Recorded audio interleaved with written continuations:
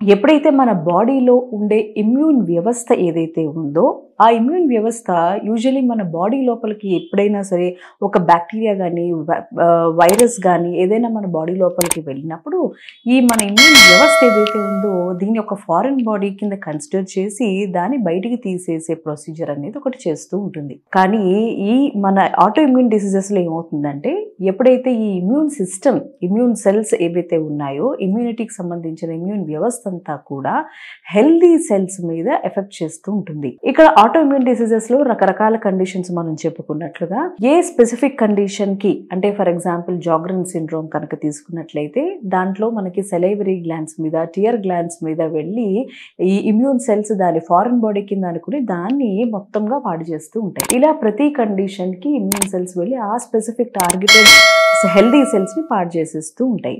వీటిని మనం auto immune diseases అంటాం.